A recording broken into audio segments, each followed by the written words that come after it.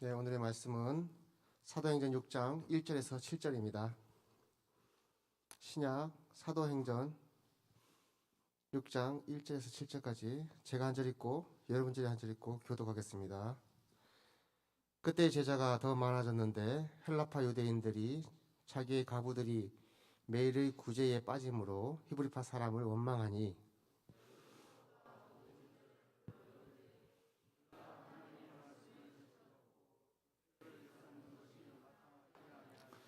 형제들아 너희 가운데서 성령과 지혜가 충만하여 칭찬받는 사람 7을 택하라.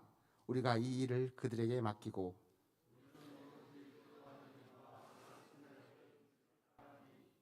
온 무리가 이 말을 기뻐하여 믿음과 성령이 충만한 사람 스데반과 또 빌립과 브로고로와 니가노르와 디몬과 다메나와 유대교에 입교했던 안디옥 사람 니골라를 택하여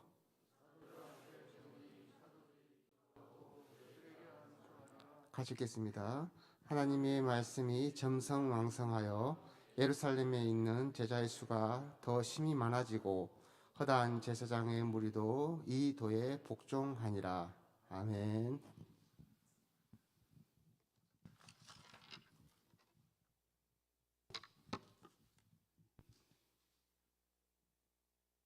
이 시간은 은혜 받는 시간입니다. 우리 마음은 활짝 여시고 우리 조춘 집사와 여러분이 함께 교독한 말씀에 의지해서 택한 7과 같이란 제목으로 말씀 전하실 때 은혜의 시간 되시기 바랍니다. 우리 앞뒤에 계신 옆에 계신 분들과 같이 인사했으면 좋겠습니다. 하나님께서 우리를 부르셨습니다. 네. 하나님께서 우리를 부르신 그 은혜를 감사하면서 우리가 어떻게 지어져 가야 될지 잘 듣고 말씀에 순복하는 저와 여러분들 다시 되시기를 바랍니다. 자, 오늘 말씀 제목 택한 7과 같이라는 제목이죠. 우리 선교교회 공동체가 23년도 이 표를 계속 보고 있는데요. 거기서 보고 있는 우리 에베소서 말씀 우리가 중심으로 계속해서 중간중간 제가 예를 들어서 설명하는 것을 아실 겁니다. 그 중에서 에베소서 4장 11절에서 16절은요.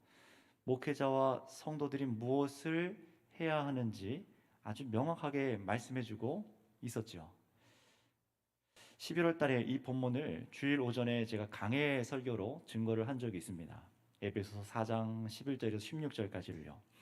목회자와 성도 여러분, 우리 모두가 어떤 목적으로 우리가 교회로서 행하는 것인가, 무엇 때문에 모여 있는 것인가, 각자 역할이 무엇인가에 대해서 나눴었어요. 그것은 무엇입니까? 우리가 그리스도의 몸을 세우고 자라가기 위해서, 이것이 우리 교회의 목적이라고 말씀드렸습니다. 한번 따라해 주시겠습니까? 그리스도의 몸을 세우고 자라가기 위해서. 네. 자, 제 목소리 잘 들리시나요? 네, 뒤에 잘 들리세요? 네, 약간 뭔가 소리가 바뀐 것 같아서.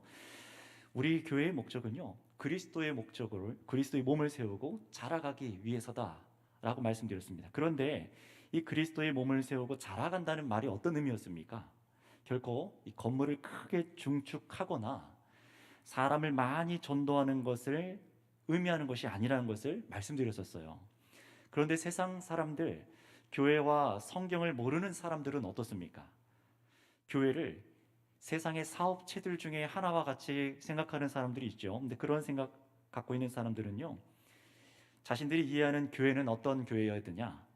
교회는 전도를 많이 해서 사람을 많이 모으고 그래서 헌금을 많이 걷도록 하는 것이 교회가 힘써야 될 일이라고 생각을 합니다. 그래서 많은 세상에 좋은 사업을 하는 것, 그런 단체 정도로 생각하는 것이 세상 사람들이 교회를 이해하는 어떤 정도이죠. 하지만 여러분, 성경이 분명히 말씀하고 있듯이 예배당 건물을 크게 중축하거나 헌금을 많이 모으는 것은 우리의 1순위 목적도 아니고 성경에 말하는 2, 3순위의 목적도 아닙니다. 그렇게 가르치지 않아요. 아예 그런 목적은 성경에서 말씀하고 있지를 않습니다. 성도님들께서 안정적으로 물론 이렇게 예배하고 배우고 함께 할 건물이 필요한 것은 분명히 맞지요. 또 교회 예배당을 중축해야 한다면은 때에 따라 정말 필요한 부분이라면은 우리가 함께 교회가 함께 논의하고 결정해야 될 부차적인 문제예요. 그래서 우리가 아는 몇몇 대형 교회들은요, 어떻게 합니까? 교회 예배당을 아예 짓지 않습니다. 그냥 교회 학교 주변의 강당을 이용해서 계속해서 빌려 쓰는 형태로 가는 이유도 그런 것입니다. 교회 건물을 높게 세우고 크게 키워서 사람을 채우는 것이 교회들의 목적이 아니라는 것을 실질적으로 삶으로 보여주는 거예요. 헌금도 어떻습니까? 헌금도 우리의 성경 말씀대로, 우리 성경 말씀대로 헌금을 해요. 분명히 헌금이 필요하죠. 목회자의 기본 생활비, 그리고 말씀을 연구하는데 가르치는 데 사용되는 비용들, 또 교회 건물 예배하고 있는 이 예배 자리를 같이 유지하고 보수하고, 또 여러 선교와 구제와 사역에 헌금이 필요합니다.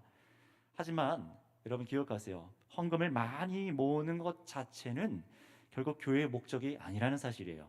그것 자체는 목적이 아닙니다. 헌금은 교회의 공동체가 감사와 사랑의 목적으로 드리는 것입니다. 그 이상의 것이 아니라는 것을 기억하시면 좋겠어요. 그래서 에베소서에서 말씀하고 있는 성령께서 우리에게 주시는 은사로 목회자를 통해서 가르치고, 또 성도들이 함께 사역을 해서 예수님의 몸으로 자라가고 세워지는 것은 무엇입니까? 예수님을 중심으로 저와 여러분들이, 내 옆에 있는 사람들, 지금 이 자리에 함께 모여 있는 사람들, 이 성도님들과 함께 연합해서 하나님께서 거하시는 성전으로 지어져 가는 것이 우리의 목적인 것을 기억하시기 바랍니다. 그래서 에베소서에서 분명히 말씀드렸어요. 나 혼자는 하나님께 나아갈 수 없다고요. 내가 미워했던 사람, 원수라고 생각했던 사람, 저 사람과 내가 예수 그리스도와 함께 사랑으로 연합해서 함께 나아갈 때만 하나님께서 우리를 받으신다라고 분명히 말씀 가운데 보았습니다. 우리는 그런 교회로 지어져 가기 위해서 사역하는 것이고, 나머지 건물과 헌금을 얼마큼 어떻게 쓰느냐, 그건 부차적인 일들 중에 하나예요. 그래서 분명히 성경은요, 고린도전서 6장 19절 말씀에 뭐라고 하시냐면은, 하나님의 영이 계신 성전은 돈으로 유지 보수하지 않으면은 이렇게 무너져 버리고 결국 없어질 이런 돌덩이를 성전이라고 말하지 않고요, 바로 여러분들 성도님들의 이 몸을 성전이라고 말하고 있습니다. 그래서 이렇게 말씀해요. 한번 들어보세요. 고린도전서 6장 19절 말씀입니다. 너희 몸은 너희가 하나님께로부터 받은 너희 가운데 계신 성령의 전인 줄을 알지 못하느냐? 너희는 너희 자신의 것이 아니라 라고 말씀합니다. 뭐라고 말씀하신다고요? 너희 몸은 너희가 하나님께로부터 받은 바 너희 가운데 계신 성령의 전인 줄을 알지 못하느냐? 라고 말하고 있어요. 여러분들의 몸이 무엇이라고요? 성령의 전이라고 말합니다. 우리는 이 땅에서 그래서 하나님께서 원하시는 아름다운 주의 성전으로 지어져 가는 과정이에요.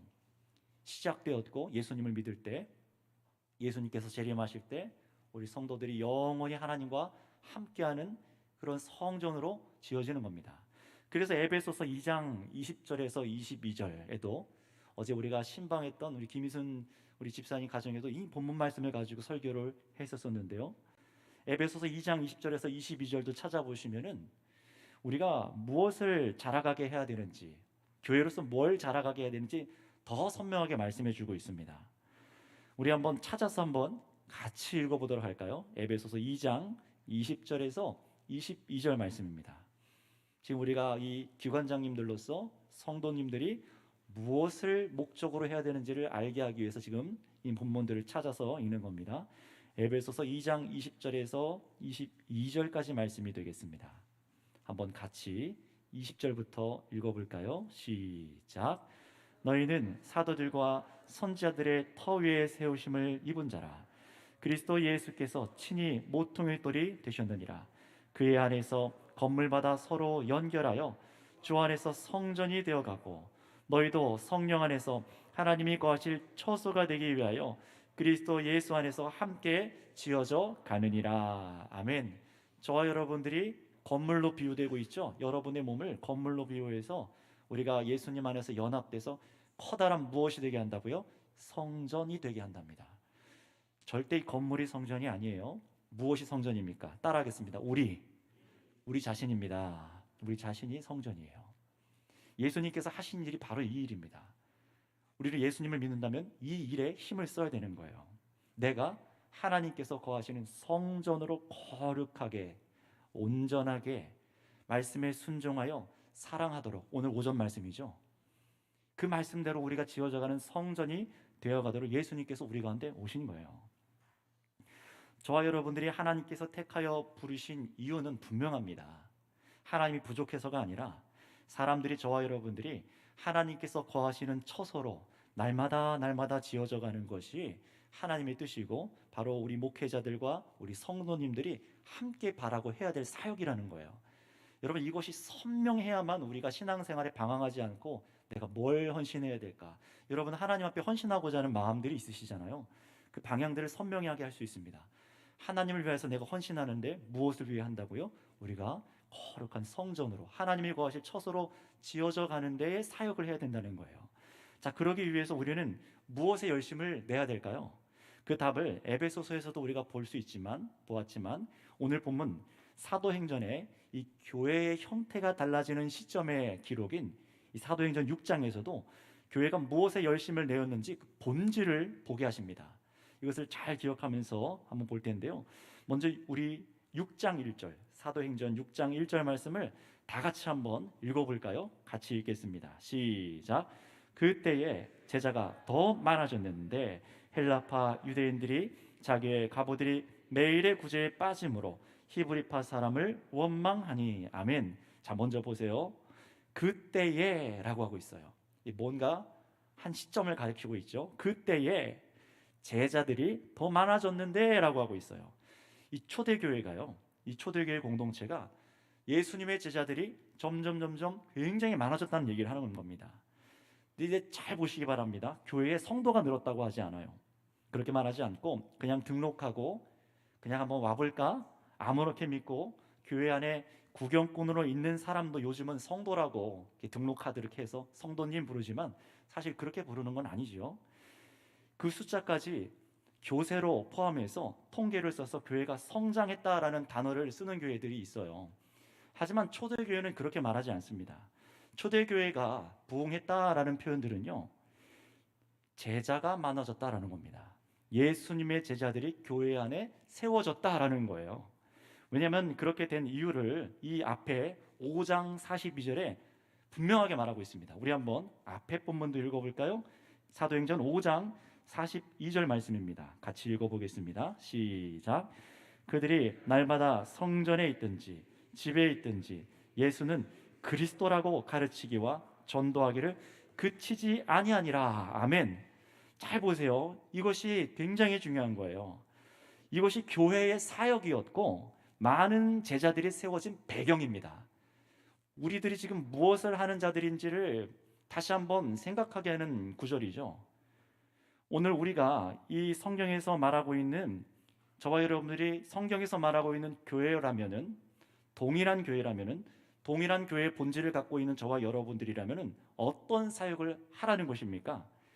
당시에는요, 이 모이는 것이 성전이나 이 회당들, 유대인들의 회당들이었지만 이제는 예수님을 믿는 우리 성도님들이 교회로서 모이는 이 회 안에, 이게 주일이든 주중 모임이든 어떤 예배의 자리이든 이 말씀과 나눔과 이 교육만이 아니라 집으로 돌아가셔서 어떻게든 모일 수 있는 대로 계속 예수님이 우리의 그리스도시다, 우리의 그리스도시다라고 가르치고 전도하여 제자를 세우기 해야 된다는 것입니다. 그래서 어제도 우리 집사님 댁에 신방했을 때 3가지 권면을 드렸었어요.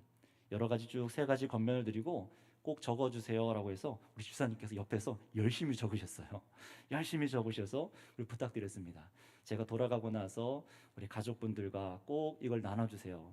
그리고 이 집이, 이사한 집이 정말로 하나님께서 기뻐하시는 처소로서 잘 사용될 수 있도록, 목적지까지 나아가는데 잠깐 거쳐가는 베이스 캠프 같은 것이지만 잘 사용될 수 있도록 이 가정 안에서 말씀이 양육되게 해주세요, 부탁을 드리고 갔었습니다. 초대교회는요, 그런 일들이 계속 일어났다는 거예요. 무엇을 하도록요? 예수님이 그리스도시다, 예수님이 구원자시다, 예수님이 우리의 주인이시다, 계속 이것을 믿도록 깨닫도록, 정말로 그래서 그리스도인으로 세워질 때까지 계속해서 나누고 가르치고 교제했다는 것입니다. 이 일이 계속 교회 안에 삶 가운데 계속 되어야 된다는 거예요. 여러분, 바로 이것이 교회를 자라게 하는 사역입니다. 다른 것이 아니에요. 그런데 이런 사역의 본질을 갖고 건강하게 제자를 세워갈 때에 오늘날도 우리 주님께서는요, 교회 공동체로 함께하는 제자들을 많아지게도 하십니다. 이 주님의 주권 가운데 있는 거예요. 그러나 분명히 원리는 있죠. 하나님께서 명하신 방법대로, 성경의 방법대로 해야만 하나님께서 그 제자들을 허락하십니다.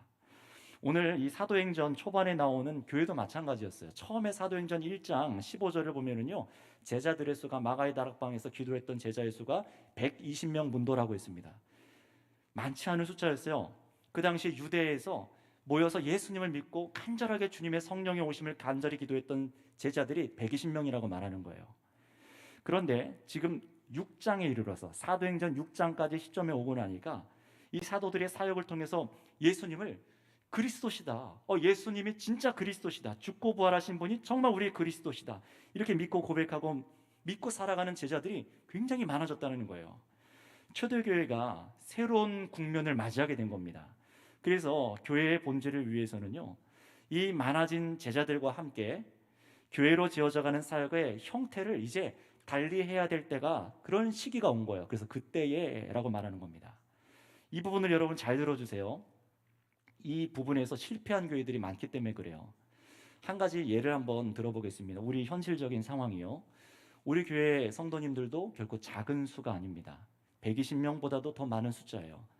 그럼에도 불구하고 사람들이 점점 많아질 때 이 초대교회에 어떤 형식적인 문제가 생겼어요. 우리도 생각해 보세요. 우리도 부흥을 꿈꾸잖아요. 어떤 부흥입니까? 그냥 일반적으로 사람이 많아지는 부흥 꿈꾸기도 하지만, 저와 여러분들이 한 명 한 명 예수님의 제자로서 자라가길 먼저 꿈꾸시기 바랍니다. 그런데 분명히 하나님께서는요, 이 말씀의 원리를 따라서 우리가 바라고 원하는 데에 믿는 구원받는 사람들을 더하시더라 라는 말씀처럼 하나님께서 구원의 사역을 교회를 통해서 감당하게 하세요. 지금 이 지역 가운데 아실 거예요. 이 오정동 일대에 여러 가지 재개발들이 일어나고 새로 신축이 들어서고 군부대가 나가고 아파트가 들어서고, 한 어떤 목사님이 저한테 그런 얘기 하시더라고요. 목사님, 교회 준비되어 있으십니까? 이런 얘기 하시더라고요. 많은 사람들이 떠나갈 거고 새로운 분들이 와서 정착해서 교회를 찾을 겁니다. 그런 오는 젊은 세대들, 젊은 부부들, 또 새로 오는 사람들, 여러분, 그분들을 우리가 끌어안아서 제자로 세울 능력이 있으십니까? 거기에 준비되어야 된다는 거예요. 단순히 부흥은 등록카드가 늘어나고 한번 경험해 가보고 하고 왔다 갔다 할 사람이 아니라 정말 예수 그리스도의 제자로 세워질 사람들을 누가 만드는 겁니까? 예수님의 은혜로 되는 것이지만, 우리가 예수님을 그리스도라 가르치기에 정말로 마지 않고 쉬지 않고 그런 사역을 해야 된다는 겁니다. 그 일을 할 수 있는 습관과 행동과 이런 것이 우리 안에 준비가 되어 있지 않으면요, 왔다가 가는 거예요. 물론 다른 교회로 갈 수도 있겠죠. 그게 아쉬워서 그런 것이 아닙니다. 다른 교회에 가서 양육 잘 받고 그리스도인을 세워지는 것, 그것도 기뻐요. 그러나 한편으로는 우리가 붙잡지 못하고 우리가 정말 그리스도인을 세우지 못해서 방황하는 그 찰나의 순간에 방황하는 사람들이 있게 될까 봐, 그게 걱정인 겁니다. 우리들은요, 생각이 달라져야 돼요. 나 혼자 신앙생활이 아니라 우리 교회가, 이 지역이 하나님께서 원하시는 구원받는 성도들을 보내시고 허락하실 때 같이 예수 그리스도의 제자들로 세워지기를 바라시길 바랍니다. 준비되셔야 되는 거예요. 그런데 여러분, 오늘 이 부분에서 사람들이 늘어나기 시작할 때에, 제자들이 많아지기 시작할 때에 실패한 교회들이 있어요.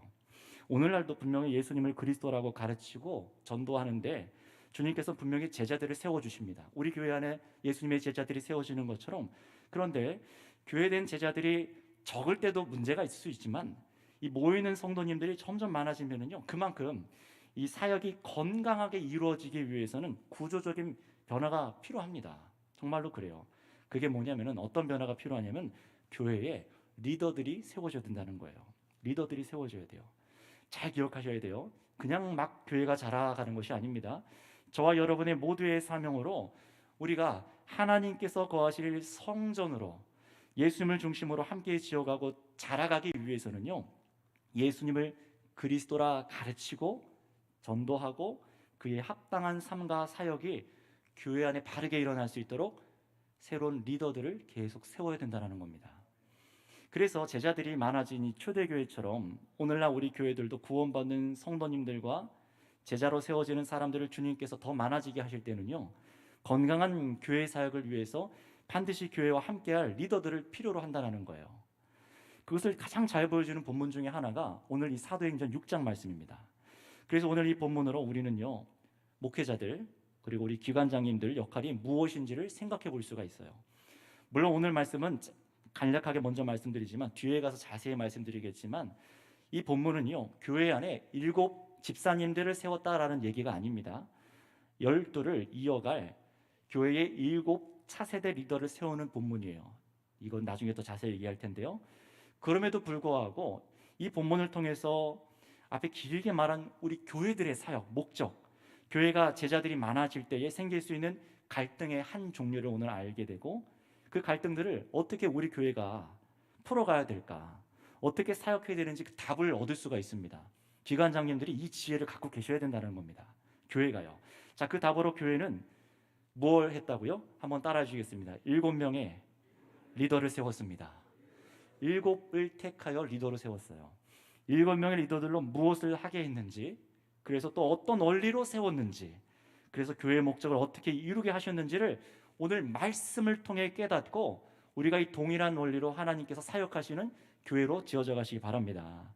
그래서 저는요, 정말 우리 선교교회 공동체가 이 성경의 귀한 원리를 배우셔서 우리 교회도 이런 7을 세울 줄 아시는 성도님들과 7과 같은 사람들이 우리 교회 안에서 계속해서 건강하게 세워지기를 꿈꾸고 원합니다.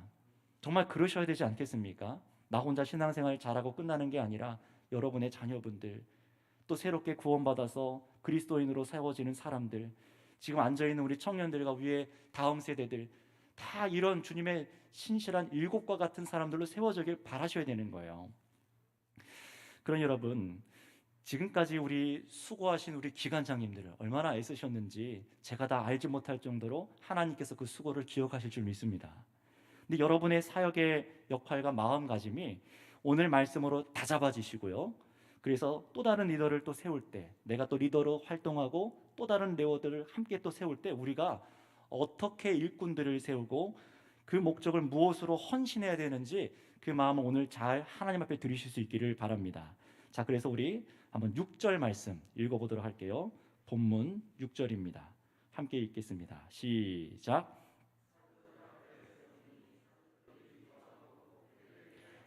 네, 사도들이 세우고 사도들이 그들에게 안수하더라라고 말해요. 7을 세우고 그들에게 안수했어요. 이들을 세우는데 여기까지 어떤 과정이 있습니다. 그냥 세운 게 아니라 이유가 있습니다. 무슨 일이 있었냐면, 제자들이 많아지자 이 교회 공동체 안에 한 가지 문제가 생겨요.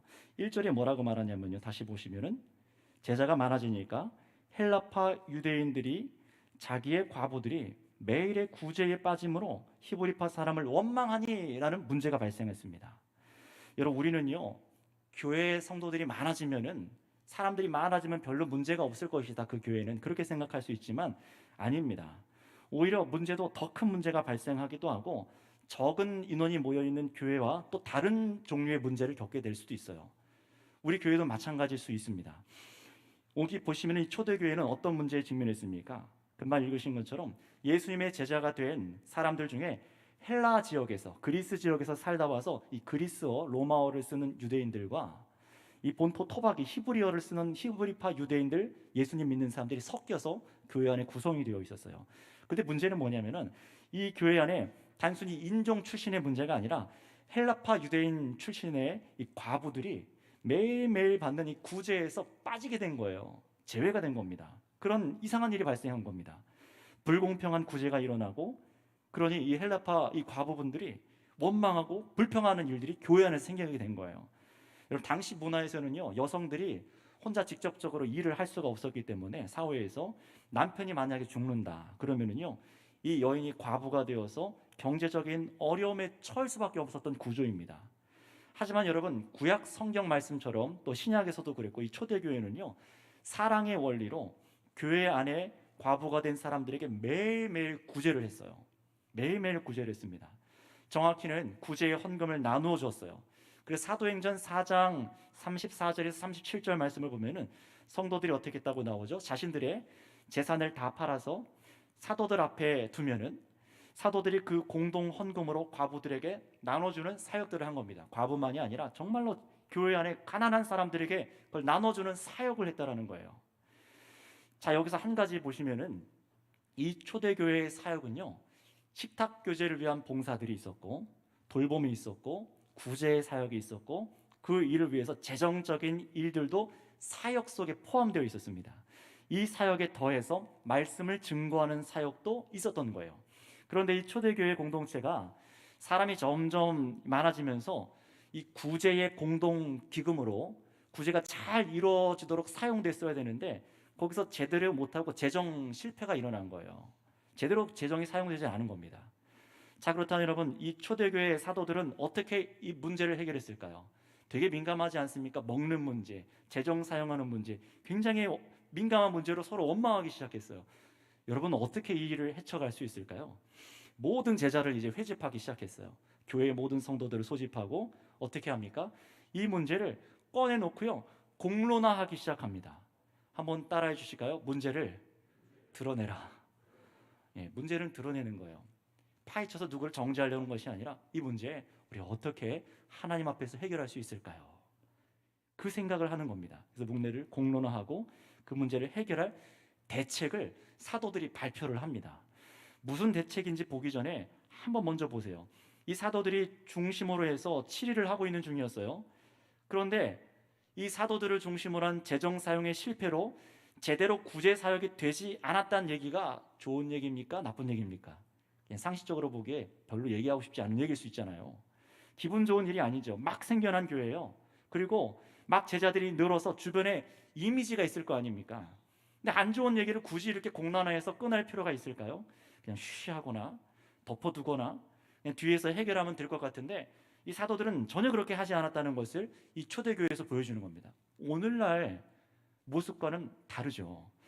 근데 여러분, 이것이 성경적인 것입니다. 이것이 성경에서 가르치고 있는 문제 해결의 방법이에요.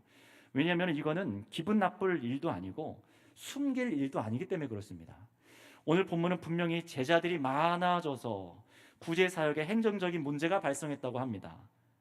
물론 만약에 이 구제의 문제가 어떤 이 공동체 안에 악의적으로 헬라파 과부들을 무시하고 소외시켰다면은, 그랬다면 이 초대교회의 성격상 가만히 있지 않았을 거예요. 확실히 징계했을 것이고 그 사람의 죄를 물어서 공개적인 회중 앞에서 공개적인 사과를 회개를 시키거나 그렇지 않으면 출교까지 시켰을 겁니다. 아나니아와 삽비라 부부의 이 자신들이 헌금을 드릴 것을 속였다가 죽게 된 사건만 보아도요, 지금 이 성령으로 막 태동해서 세상으로 퍼져가고 시작하는 막 태동한 이 초대교회 시기는 굉장히 중요한 시기였어요. 그러니 만약에 이 안에 악한 문제로 인해서 헬라파 과부들을 제외시켰다 그러면 분명히 기록이 되어 있었을 겁니다. 하지만 뭐라고 말씀하십니까? 1절에는 그저 교회의 제자들이 많아져서라고 말합니다. 사람들이 늘어감에 따라 구제의 사역에 사용할 공동 헌금을 나눠주는 데서 부득이하게 소홀해졌다라는 것이 맞아요. 자, 그럼에도 악의적으로 발생한 사건은 아니었지만 어찌되었든 이 헬라파 과부 제자들은 구제받는데 제외가 돼서 기분이 상한 겁니다. 원망하는 일이 발생을 한 겁니다. 자, 그렇다면 여러분, 사도들이 어떻게 이 문제를 해결했다고 하는지 한번 보기 전에요, 이들이 감정적으로 이 일을 해결하지 않았어요. 또 구제비를 나누어주는 행정적으로 돕는 자들이라던가 12사도들 누구 중에서 축출해서 당신 왜 이거밖에 못했어, 이렇게 징계하지 않았다는 거예요. 여러분들께서 이 사도들이었다면, 당시 초대교회 이 문제를 겪고 있는 사도들이었다면 어떻게 하셨을까요? 12사도들이 혹시 이렇게 얘기했을까요? 우리 사도들이 열심히 한다고 했는데 노력이 부족한 것 같았습니다. 그러니 성도 여러분, 저희들이 더 열심히 하겠습니다. 구제하는 사역에 조금 더 시간을 더 늘리겠습니다. 행정을 더 잘 처리하기 위해서 우리 사도들이 더 밤을 새가며 열심을 내겠습니다. 이렇게 말했을까요? 그러지 않았다라는 겁니다. 그렇게 하지 않았어요. 오히려 사도들은요, 교회 전체가 바른 사역을 하기 위해서 교회가 교회다운 방법을 제시했어요. 그것이 바로 새로운 리더들을 세우는 것이었습니다. 7을 택하는 것이었어요. 자, 정말 그런지 우리 2절부터 4절까지 말씀을 읽어볼까요? 2절부터 4절까지 시작. 열두 사도가 모든 제자를 불러 이르되 우리가 하나님의 말씀을 제쳐놓고 접대를 일삼는 것이 마땅하지 아니하니 형제들아 너희 가운데서 성령과 지혜가 충만하여 칭찬받는 사람 7을 택하라. 우리가 이 일을 그들에게 맡기고 우리는 오로지 기도하는 일과 말씀 사역에 힘쓰리라 하니. 아멘. 2절을 먼저 보실까요? 2절을 보시면은요, 이 사도들이 이 문제를 바라보는 시선이 달랐습니다. 사도들이 하는 일에 누가 불만을 품고 누가 그렇게 뒤에서 얘기를 하냐, 기분 나쁘다면서 사도들이 힘으로 이 일을 찍어 눌러서 무마시키지 않았습니다. 말씀 사역에 비해 구제가 뭐 그렇게 중요하냐, 덜 중요한 거니까 대충 처리하자, 이렇게도 하지 않았어요. 우리가 가지고 있는 이 개역 성경에는요, 2절에 하나님의 말씀을 제쳐놓고 접대를 일삼는 것이 마땅치 않다, 이렇게 번역이 되어 있거든요. 접대를 일삼는 것, 이게 무슨 의미입니까? 여러분, 이상하게 지금 번역이 되어 있는데요, 사실 이 번역은 좋은 번역이 아니에요. 앞에 1절에 구제하다라는 단어와 이 2절에 일삼다라는 헬라어는요, 똑같은 디아코네오라는 똑같은 얘기, 섬김의 사역이라는 말을 사용해요. 일삼다, 구제하다, 똑같이 섬김의 사역입니다. 게다가 말씀 사역이라고 할 때도 말씀 사역만 사역이 아니에요. 똑같이 지금 구제와 이 일삼다, 이게 전부 똑같은 단어로 되어 있어요. 전부 사역이라는 겁니다. 우리 성경에 지금 다르게 번역해둔 일삼다와 똑같은 헬라어를 쓰고 있어요. 다시 말하면은 교회에서 사도들에게 가장 중요한 직무인 말씀 사역만 사역이고 구제하고 재정에 치료하는 이런 것들은 사역이 아니다, 이런 식의 생각을 사도들은 하지 않았다는 겁니다. 별로 중요하지 않은 일, 그 뭐가 중요하겠어? 말씀 선포하고 기도하는 일이 제일 중요하지, 다른 거 뭐가 중요해? 그렇게 하지 않았다는 거예요. 우리 번역에서 이 접대라고 번역하고 있고 일삼다라고 하고 있는, 이렇게 번역을 해다 보니까 무슨 사도들이 전혀 구제에는 관심에 둘 필요도 없고 이런 접대는 그냥 집사님들 세워서 보조적인 일 정도로 경시하는 그런 생각을 하는 경우들이 있는데요, 오늘 성경은요, 그런 말을 하는 것이 아닙니다. 여기서 접대라는 단어도 사실 접대가 아니에요. 식사라고 되어 있어요. 식사입니다. 예수님의 제자가 된 과부들을 위해서 재정을 나누어 주어서 식사를 하게 했다라는 굉장히 구체적인 사역입니다. 사역이에요. 말씀과 구제 사역 다 중요한 사역입니다. 이것만이 아니겠죠. 성도 여러분, 특히 우리 오늘 기관장 여러분들 기억해 주시기 바랍니다. 여러분의 봉사는요, 단순히 목회자 그룹이 바쁘니까 목회자를 보조해서 하는 덜 중요한 일들이 아닙니다. 우리 기관장님들과 기관에 속해서 봉사하시는 우리 성도님들, 한번 저를 따라해 주시면 감사하겠습니다. 우리는 사역을 하는 것입니다. 여러분은 사역을 하고 계신 거예요. 우리 기관장님들 사역자십니다. 이거를 받아들이지 않으면은 도대체 우리가 뭘 하고 있는지 다시 생각해 보셔야 되는 거예요. 우리는 사역하고 있습니다. 무엇을 위해서요? 교회를 교회답게 예수님의 제자를 세우기 위해 그런 성전으로 지어져 가도록 사역을 하고 있다는 것을 기억하셔야 돼요. 예배위원회, 또 교육위원회, 음악위원회, 선교위원회, 부흥위원회, 행사위원회, 건축위원회, 장학위원회, 복지위원회, 기관들 부서들, 남녀전도회, 안수집사회, 권사회, 또 기관과 기관장님들, 지금 이 예배를 돕고 있는 지금 방송팀도 마찬가지죠. 예배를 준비한 기관들 한번 기억해 보세요. 잘 기억하셔야 돼요. 지금 우리는요, 교회를 세우는 사역자들입니다. 교회를 세우기 위해서 이 기관들이 있는 거예요. 결코 안 해도 되거나 별로 중요하지 않은 일, 누군가는 하겠지, 아니면 없어도 돌아가겠지 하는 그런 식의 일들이 아니라는 겁니다. 여러분, 세상의 일들 중요하잖아요. 왜 중요하게 여기죠? 돈을 버니까요. 그런데 지금 여러분들이 맡고 계신 그 일들 중요합니까? 안 중요합니까? 돈을 안 벌기 때문에 안 중요하십니까? 하나님의 성전을 세우는 건데 안 중요하십니까? 돈을 버는 일들보다도 덜 중요한 일로 여기고 계십니까? 우리는 생각이 달라져야 돼요. 내가 돈이 생기니까 그 일은 중요한 일, 돈이 안 생기는 일은 별로 안 중요한 일. 우리는 그렇게 생각하다가는 하나님의 교회를 세울 수가 없습니다. 저와 여러분들은 사역자입니다. 생각해 보세요. 앞에 있는 담임 목사나 교육자들이 딱 받는 사례만큼만 일한다고 생각해 보세요. 과연 사역이 돌아갈까요? 새벽 수당도 받아야 됩니다. 새벽 기도해야 돼서. 야간까지 사역해야 돼요. 그럼 야간 수당도 받아야 돼요. 그런 거 있습니까? 없습니다. 일을 해서 돈을 받기 위한 사람이 아니에요. 세상의 사람들은 직업란에 목회자를 직업으로 쓰려고 합니다. 근데 목사들은요, 자신들 스스로 인식하고 있어요. 직업이 뭐예요? 여러분은 목사입니다라고 대답은 하지만 직업이라고 생각하지 않아요. 부름받은 사역자라고 생각을 합니다. 어디든 불러주는 곳대로. 여기 우리 계신 우리 사역자분들 다 그 마음이세요. 부르신 곳에, 두신 곳에 사례를 얼마를 주든 상관없이 자신을 희생하면서까지 드릴 각오가 되어 있어요. 이건 사역자들에게만 하는 것이 아니라 우리 모든 성도님들도 함께 같은 사역자로서 우리 하나님의 성전을 세우는 데 있어서, 제자를 세우는 데 있어서 굉장히 중요한 사명을 우리가 다 같이 갖고 있다는 것을 인식하시길 바랍니다. 이 인식을 오늘 가지셔야 된다는 거예요. 교회가 설교만 잘하면, 말씀 사역과 기도만 있으면은, 담임 목회자가 그렇게만 잘하면은 교회가 저절로 돌아갈 거나 교회가 교회답게 지어져 간다라는 생각을 버리셔야 됩니다.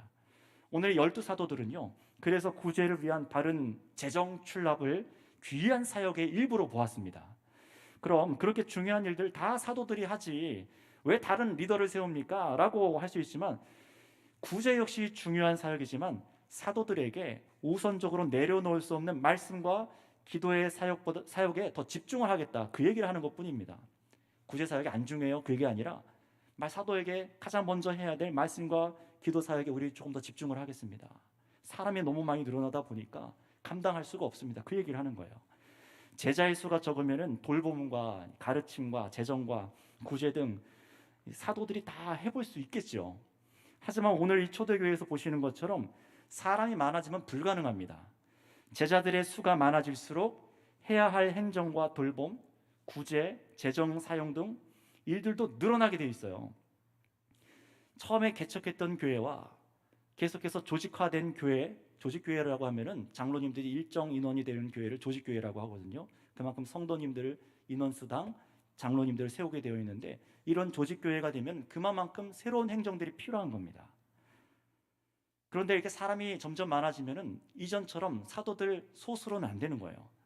제자들이 많아질수록 바른 말씀의 가치를 연구하고, 이 기관들이 어떻게 세워져야 될지, 어떤 말씀으로 세워져야 되는지 연구하고 기도하고 전하는 더 많은 시간이 사실 필요합니다.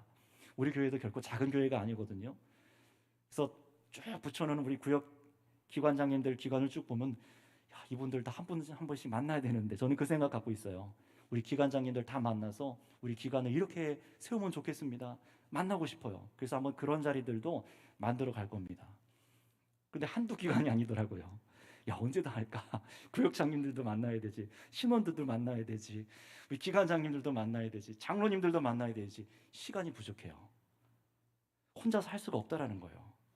청년부 얘기를 잠깐 드릴게요. 14년도에 처음 오니까 소수로 이렇게 청년들이 모여서 예배를 드리더라고요. 근데 그때는 드리는 헌금 액수가 그리 크지 않았어요. 그러니 저도 그렇고 이 헌금을 담당하는, 재정을 담당하는 임원 청년도 그렇게 바쁘고 손댈 것이 별로 없었습니다. 그런데 점점점 청년들의 수를 하나님께서 더하게 하시고 드리는 헌금 액수도 커지고 사용돼야 되는 액수도 늘어나다 보니까 이게 저 혼자, 또 재정부는 한 형제자매가 감당하기에는 너무 일이 커지더라고요.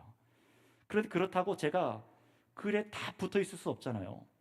청년들 캠퍼스 신방이나 군 신방도 마찬가지고 점점 인원이 많아지니까 저도 실수하는 일들, 행정적인 누가 도와주지 않은, 행정적으로 누가 도와주지 않으면은, 미리 언지를 안 해주면은 잊어버리더라고요. 그래서 그때 참 임원들, 함께 도왔던 가족장들 굉장히 많이 수고했었어요. 허락하신 제자들이 세워지는 데 있어서 다 이 모든 것이 중요한 사역이니까 저도 밤낮 가리지 않고 수고를 했습니다. 그러나 그럴수록 더욱 놓쳐서는 안 될 것이 있죠. 그게 뭡니까? 목회자로서 말씀과 기도 사역을 줄일 수는 없었습니다. 그래서 쉽지 않았다는 거예요. 부교역자로 사역하는 내내 마찬가지였어요. 지금도 마찬가지입니다. 교회에 지금 여러분들이 지금 감당하고 있는, 담당하시는 기관과 사역들이 다 중요합니다.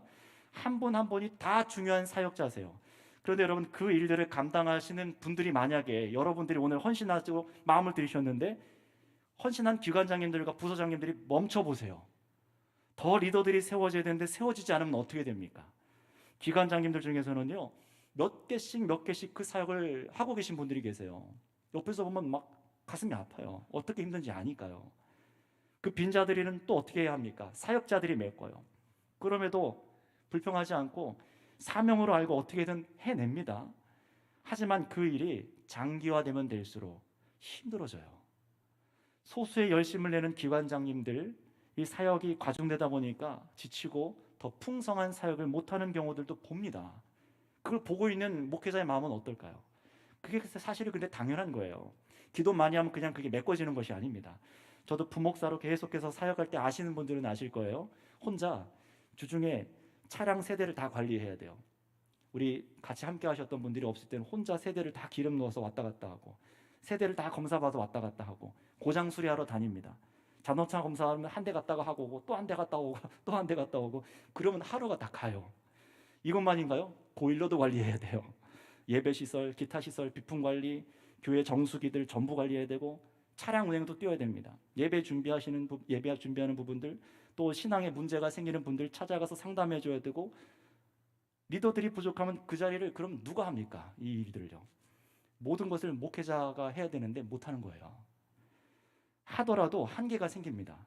행정적인 착오들이 그래서 생기기 시작하고, 결국은 성도님들은 목회자들한테 설교를 들어도 조금 남는 시간에 목회자들이 진액을 쥐어짜서 내는 그런 설교를 듣게 되는 거예요. 지금 우리 동역해 주시는 목사님과 강도사님이, 전사님이 계시니까 제 수고가 좀 많이 들었지만, 전사님, 강도사님, 목사님도 주된 사역의 임무는, 가장 중요한 임무는 말씀 사역이어야 됩니다. 이것을 좀 기억해 주셨으면 좋겠어요. 덜 중요하다, 더 중요하다, 그 문제가 아니라 각자에게, 우리에게 맡겨진 사역들이 있다라는 겁니다. 교회가 커지면요, 맡겨진 사역들을 서로 감당하셔야 된다는 거예요. 여러분, 기관장님들 기억해 주세요. 혼자 못하겠어요, 너무 무거워요, 그러면요 분산하셔야 돼요. 그런데 오늘 그 리더들을 어떻게 뽑아야 되느냐, 이제 그걸 또 봐야 됩니다. 물론 목회자가 뭐 하는 사람인지를 명확히 모르는 분들은 무슨 일을 그렇게 주중에 많이 합니까? 목사가 무슨 그렇게 할 일이 많냐? 뭐가 바쁘냐고 말하는 분들도 있겠지만, 그런 얘기들을 저도 왕왕 들을 때 몰라서 하시는 말이겠거니 하고 그냥 넘어갑니다. 그냥 조금 더 참고, 교회가 정말로 사랑해서 유기적으로 돌아가는, 모두가 성전으로서 기능하는 교회가 되면 좋겠다, 그 마음으로 참고 하는 거예요. 저만 그렇습니까? 우리 기관장님들도 같은 마음이신 줄 믿습니다. 그 마음으로 참고 계실 거예요. 그렇다면 여러분, 기관장님들이 계신 것은 단순히 이 조직을 유지하고 다른 사람 교회에 우리가 어떤 세력을 과시하기 위해서, 이런 조직들이 많이 있습니다. 이렇게 하려고 조직을 둔 게 아니잖아요. 직분을 주어서 봉사시켜서 다른 교회 못 가게 붙잡아 두려는 그런 목적도 아닙니다. 무엇입니까? 사람이 적어도 많아도 우리가 함께 하나님의 성전으로 자라가는데 부족함이 없게 하기 위해서 성령 안에서 각각의 은사들을 갖고 예수님의 몸을 자라가게 하기 위함임을 믿으시기 바랍니다. 여러분들 사역자세요. 저만 사역자가 아니라 여러분들 사역자세요. 여러분들이 허락하신 은사들로 예수 그리스도의 몸을 자라가게 하는데 몸과 마음을 들이셔야 되는 겁니다. 바로 오늘 초대교회도 제자들이 많아지는 중 가운데 이런 문제가 생기니까, 그래서 교회 사역의 건강을 이루고 함께 자라가기 위해서 리더들을 세웠다는 겁니다. 자, 그렇다면 여러분, 이 12사도들이 말한 이 리더를 세우자, 일곱을 택하여 세우자라는 이 대책을 듣고 그 제자들은, 이 교회, 온 교회들은 어떻게 했을까요? 우리 5절 말씀을 한번 읽어볼까요? 5절 말씀입니다. 시작. 온 무리가 이 말을 기뻐하여 믿음과 성령이 충만한 사람 스데반과 또 빌립과 브로고로와 니가노로와 디몬과 바메나와 유대교에 입교했던 안디옥 사람 니골라를 택하여. 아멘. 잘 보세요. 5절에 온 무리가, 교회의 모든 성도들이 이 말을 기뻐하여 라고 말합니다. 기뻐하여 7 리더를 뽑아 세웠어요. 여러분, 그냥 사도가 임의로 뽑지 않았습니다. 잘 보세요. 누가 리더들을 뽑았죠? 성도들이 뽑았습니다. 독특하지 않습니까? 사도들이 7을 택하여 뽑은 게 아니라 이 말을 듣고 나서 함께 사역할 사람들이 필요합니다 라는 이 얘기를 듣고 교인들이 뭐라고 했냐면은 아유 사도님들 뭐 그렇게 바쁘십니까? 하세요. 누가 일할 사람이 있습니까? 이렇게 하지 않고요. 이 말을 기뻐하여서 누가 일꾼들을 세웠다고요? 따라하겠습니다. 성도들이 세웠어요. 목회자가 의미적으로 사람을 뽑은 게 아니라는 겁니다. 놀랍지 않습니까? 중요한 원리입니다. 이것을 꼭 가져가셔야 돼요. 목회자가 의미로 자기가 편한 사람을 내 옆에 세우거나 목회자가 자신의 입지를 다주기 위해서 내 편 들어줄 것 같은 사람을 골라 세우지 않았습니다. 물론 지명해서 세워야 될 때도 있겠지만 오늘 보세요. 성도들이 택하여 리더 7을 세웠습니다. 여기선 사도들의 말씀 사역에 집중하도록 하고 우리들은 교회의 또 다른 중요한 사역, 재정관리와 구제의 사역을 잘할 일꾼들을 세우는 것을 기뻐했다는 거예요.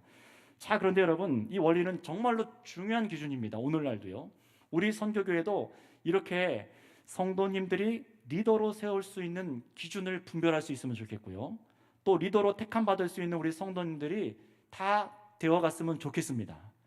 그런데 그렇다면 어떤 기준의 성도님들과 리더들이 세워져야 되는가? 우리 3절 말씀 한번 같이 읽어볼까요? 3절 말씀입니다. 시작.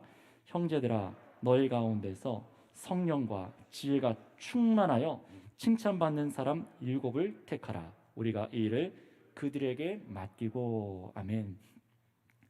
한번 여러분 이 말씀에다가 쭉 체크를 해놓으시고 우리가 어떤 사람을 세워야 되는지, 내가 어떤 기관장과 일꾼들과 리더들이 되어야 되는지 이 말씀에 체크를 해놓으시고 쭉 묵상해 보시기 바랍니다. 누구를 뽑으라고요? 성령과 지혜가 충만하여 성도들에게 칭찬받는 사람을 뽑으라고 말합니다. 그래서 5절에도 보시면은 성도들이 어떻게 했다고 해요? 이 말을 좋게 여겨서 믿음과 성령이 충만한 사람 7 리더를 그들이 뽑습니다. 여러분 다시 한번 따라해 주시길 부탁하겠습니다. 성령과 지혜와 믿음이 충만하여 칭찬받는 사람. 여러분 우리 교회 성도님들이 이런 예수님의 제자들로 세워지시기를 사모하시기 바랍니다. 이런 사람을 우리 교회 리더들로 택하여 세울 수 있는 안목이 우리 기관장님들에게 있으시기 바랍니다. 우리 성도님들에게 있으시기 바랍니다. 우리 기관장님들도 그러니 성령과 지혜, 믿음이 충만하기를 기도하셔야 돼요. 단순한 원리가 아니라 이것이 기준이어야 됩니다. 왜냐하면 여러분들께서는 정말 중요한 교회를 세우는 사역을 하는 분들이기 때문에 그래요. 또 온 교회에 예수님의 제자로 자라가는 우리 모든 성도님들, 우리 아이들, 우리 학생들, 청년들 기억해 주세요. 여러분이 우리 교회 안에 리더들을 세울 때 택할 기준이 오늘 말씀대로여야 합니다. 오늘 말씀대로여야 해요. 그런데 많은 교회들이 여기서 굉장히 많이 실패합니다. 어떤 것이냐면 교회에 일할 사람이 없다고 여겨지니까 어떻게 하냐면 믿음은 없지만 그래도 세상에서 가진 직업적인 전문성이 있는 사람을 교회에 무조건 일꾼을 시키는 거예요. 예를 들어서 생각해 봅시다. 바깥에서 세무의 일을, 재정적인 일, 돈을 관련돼서 일을 하는 사람이 있어요. 막 예수님 믿거나 아니면 이 친구가 별로 믿음이 없습니다. 그런데 교회 안에 그 일을 할 사람이 별로 없어요. 그럼 어떻게 될까요? 아무리 그 친구가 재정의 일을 세상에서 잘한다고 해도 오늘 확인한 바에 의하면은 성령과 믿음과 지혜가 충만하지 않고 성도들에게 칭찬받지 않으면 세우면 안 되는 거예요. 이 원리를 기억하셔야 됩니다. 아니면 은사와 상관없이 전혀 다른 사역을 하도록 리더를 또 세우잖아요. 그럼 마치 톱니바퀴가 그냥 망가진 거 채우듯이 사람을 채우면 교회는 망가지기 시작합니다. 내가 하기 싫으니까 다른 사람에게 떠넘겨서 일꾼을 세우고 순서상 세우고 분위기 상 때가 됐으니까 세워주고 오래 다녔으니 세워주고 저 사람 같이 예수님 믿었는데 이 사람은 직분 줬는데 이 사람 안 줄 거니까 줘야 될 것 같아서 주고 직분이 있으니까 이렇게 리더를 세운다. 그것은 성경의 기준이 아니라고 지금 말씀하고 있는 거예요. 성령과 믿음과 지혜가 충만하여 성도들에게 이 기준으로 칭찬받는 세우기를 여러분 원하시기 바랍니다. 바라셔야 돼요. 앞으로 그러셔야 되고 지금 내가 이런 사람이 되기를 사모하셔야 됩니다. 목회자도 마찬가지지만 여러분들께서도 이 기준으로 교회 리더들을 앞으로 세우는 안목을 가지시기 바랍니다. 교육부터도 마찬가지고 전부 다 마찬가지예요. 그런데 그런 성도들이 만약에 없으면 어떻게 할까요? 기도하셔야 돼요. 그런 성도가 안 보이면요, 기도하셔야 되고 한번 따라 주시기 바랍니다. 내가 먼저 그런 성도가 되길 기도하시기 바랍니다. 하나님께서 안 주시는 이유가 있더라고요. 지금 우리 유치부 전도사님이 한 분이 왔다가 오자마자 갔잖아요. 자기 그냥 개인 사유로 지금 왔다가 가는 거예요. 근데 마치 유치부 선생님들과 전도사님이 하도 이렇게 압박을 줘서 감당 못하고 나갔다, 이상한 얘기들을 하는 경우들이 있는데 빨리 가서 회개하시고 잘못했습니다 얘기하셔야 됩니다. 그런지 않았어요. 자기 개인 사유로 해서 나가버렸습니다. 기도했어요. 하나님, 이게 뭡니까? 하나님, 지금 너무 필요해요. 우리 최찬영 선생님 허리도 아프고 필요합니다. 함께할 사역자가 필요합니다. 근데 지금 안 구해주고 있어요. 그러면 아무렇게 막 뽑으면 될까요? 지원서는 들어오거든요. 아무나 뽑을 수가 없더라고요. 기도하고 있어요. 하나님께서 정말로 합한 성령과 지혜와 말씀과 그것을 충만한 사람을 허락하실 때까지, 제 기준이 아니라요, 저도 실패하잖아요. 하나님의 기준에 합당한 사람을 보내주옵소서.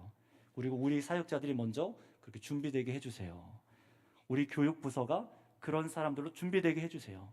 하나님께서 어디에 뜻이 있는지 지금 계속 두드리고 묻고 있는 중입니다. 우리 기관장님들도 그렇게 기도하시고 생각하시고 두드리셔야 되는 거예요. 자, 여기까지 우리가 교회에 언제 교회 리더들을 더 세워야 되는지, 또 리더를 세우는 목적과 그 원리, 그 기준을 쭉 이 성경을 통해서 듣고 배우셨습니다. 자, 그런데 오늘 들으시면 느끼셨겠지만 이 본문에 성도들이 택했던 7을 말할 때 제가 7 집사라고 하지 않았어요.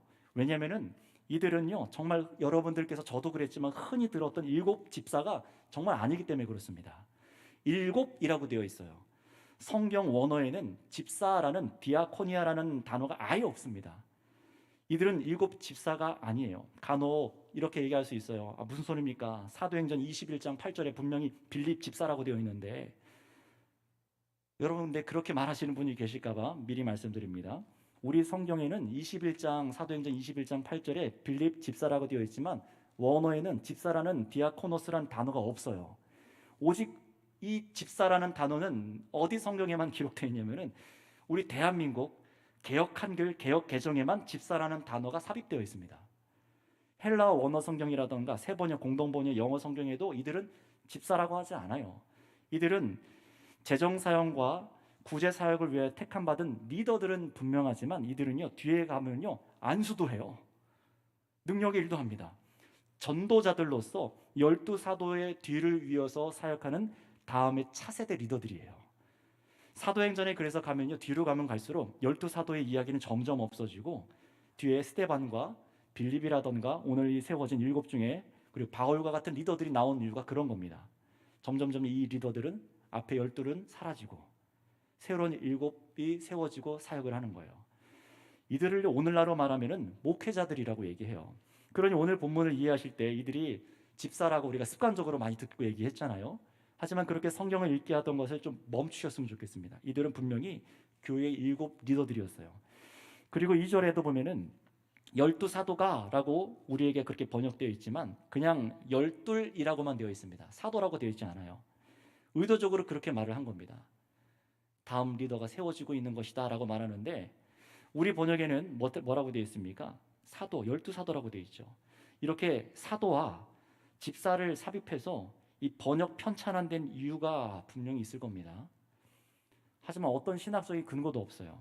그저 목사의 권위를 더 중시하거나 집사의 직분을 덜 중요하거나 이런 직책을 구분하기 위해서 종교적인 수직 구조화를 버릴 수 없는 사람들이 놓은 결과물로 우리 보고 있습니다.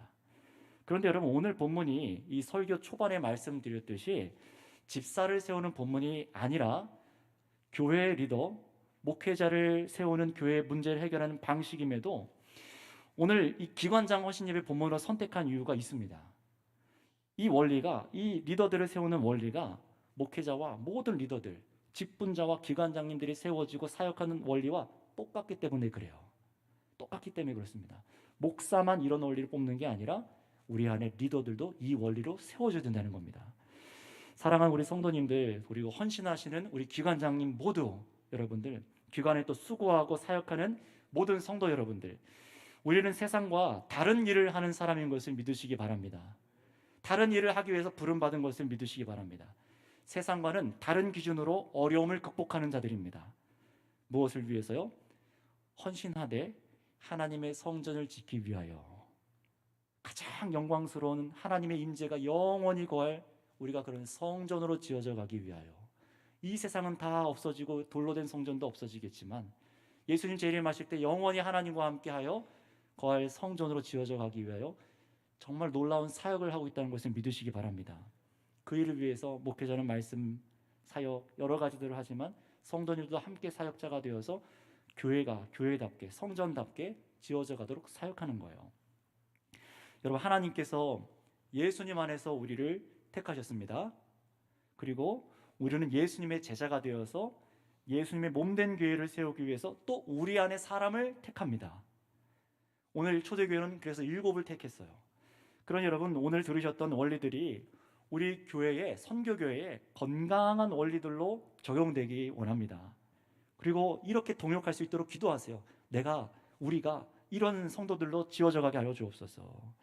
하나님께서 임재하실 영원한 성전으로 지어져 가는데 목회자 한 명만, 어떤 뛰어난 리더 소수가 아니라 우리 모든 기관장님들, 우리 함께하는 사람들, 이 안에 지혜와 성령과 믿음에 충만한 자들을 계속해서 세워주시옵소서. 이걸 놓고 기도하고 씨름하셔야 돼요. 여러분의 남편이, 여러분의 아내가, 여러분의 자녀가. 왜 교회 가서 그렇게 시간을 많이 보내? 그게 아니라 빨리 가라, 빨리 가서 들어라. 어떤 얘기 들었니? 교회에서 했던 얘기 자녀들이 우리 부모님한테 얘기합니까? 2가지 이유가 있어요. 한 가지 이유는 제대로 못 들었거나, 또 한 가지 이유는 엄마 아빠가 말하지 않는 분위기를 만들어서 그래요. 한번 잘 생각해 보시기 바랍니다. 교회에서 뭐 들었니? 어떤 생각했니? 어떤 예배 드렸어? 라고 물어봐 주셔야 되는데, 내일 숙제했어? 이거부터 물어봐요. 너 어디 갔다 이제 들어와? 이거부터 물어보지 않습니까? 바꿔야 되는 거예요. 여러분의 자녀들이 지혜와 믿음과 성령이 충만한 리더들로, 하나님의 나라를 세워가는 리더들로 세워주시길 기도하시기 바랍니다. 여러분의 구역원들이 그런 리더들로 세워지도록 기도하세요. 구역과 직장과 그리고 기관장님들도 나 혼자만이 아니라 나 혼자 할 수 없다라는 것을 아시고 계속해서 그런 리더들이 세워지기를 바라셔야 됩니다. 그런데 여러분, 어떤 일이 일어났냐? 이 성도들이 7을 택하여 세우니까 사도들이 보고 마음에 안 들어, 이게 아니라 사도들이 기뻐요. 그들에게 안수합니다. 기도하고. 위기의식을 느끼지 않아요. 저 사람이 나의 리더십을 빼앗으면 어떡하지? 나의 리더십이 떨어지는 거 아니야? 이런 걱정하지 않습니다. 왜 그렇습니까? 우리는 다 같이 주님의 몸을 세우고 있기 때문에 그렇습니다. 이 마음으로 우리 교회가 자라가야 될 줄 믿습니다. 그래서 여러분, 이렇게 문제가 있었던 교회가 자라가면서 이런 해결책을 적용하고 나니까 어떤 일이 일어났는지 우리 한번 6절과 7절 말씀 읽어보도록 할까요? 시작. 사도들 앞에 세우니 사도들이 기도하고 그들에게 안수하니라. 하나님의 말씀이 점점 왕성하여 예루살렘에 있는 제자의 수가 더 심히 많아지고 허다한 제사장의 무리도 이 도에 복종하니라. 아멘. 헬라파 구제에 빠졌던 이 과부들이 원망이 계속되었다면 이런 일이 일어나지 않았겠죠. 오히려 이 지혜로 사역을 하고 리더들이 세워지니까 더욱 말씀이 왕성하여진 것을 믿으시기 바랍니다. 정말로 그렇게 된 거예요. 사역들이 균형 있게 일어나서 예루살렘의 제자들이 늘어났어요. 심지어 그 꽉 막혔던, 악독하게 예수님을 대적했던 제사장들마저도 이 교회의 사역을 보고 함께 겪고 나서 예수님의 도에 복종하는 일까지 일어나기 시작했습니다. 그러니 여러분, 우리 기관장님들, 우리 직분자 모든 성도 여러분들 잘하셔야 됩니다. 우리들에게 맡겨진 이 사역들을 통해서 우리 성도들이 다 같이 함께 아름답게 지어져 가고 말씀이 흥왕하여 예수님의 제자들이 우리 가운데 계속해서 세워지는 교회로 사용되기를 헌신하시기를 바랍니다. 같이 기도하겠습니다. 이 마음으로 같이 2가지만 기도하겠습니다. 먼저 여러분, 예수님께서 그리스도라고 매일 모여 기도하고 집에서 가르치기를 그치지 않은 그런 교회에게 주님께서 제자들을 세우셨습니다. 우리 사역의 본질은요, 제자를 세우는 겁니다. 지난 코로나 3년, 아니 우리 선교교회 33년, 앞으로 우리가 또 나아가야 될 시간들 무엇을 하셔야 되겠습니까? 우리는 안주하고 있을 때가 아닙니다. 예수님을 하나님께서 보내신 그리스도시다라고 가르쳐야 됩니다. 예수님만이 우리 그리스도시다라고 가르쳐야 됩니다. 그런 믿는 자들이 우리 가운데 세워지도록 하셔야 됩니다. 여러분, 우리 교회는 이 사역을 원활히 이뤄가는 교회입니까? 한 사람의 제자로 세워지도록 우리 성도님들, 기관장님들 돕고 계십니까?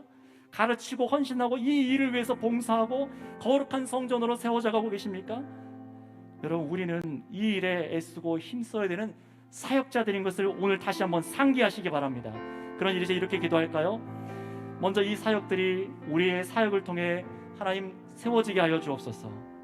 여러분들의 기관들과 모임의 사역들이 우리 교회 성도님들이 참으로 제자의 합당한 삶을 살아가는 모습으로 지어져 갈 수 있는 그런 헌신들이 우리 가운데 일어나게 하여 주시옵소서. 우리를 사용하여 주시옵소서. 주여 부르시고 기도하겠습니다. 주여. 아버지 하나님 감사합니다. 하나님, 이 밤 정말 기관장 헌신 예배로 우리 선교교회가 함께 모여서 하나님 참으로 우리가 애쓰고 힘써야 될 영원한 일, 가장 아름다운 하늘의 일을 감당하게 하심에 감사합니다.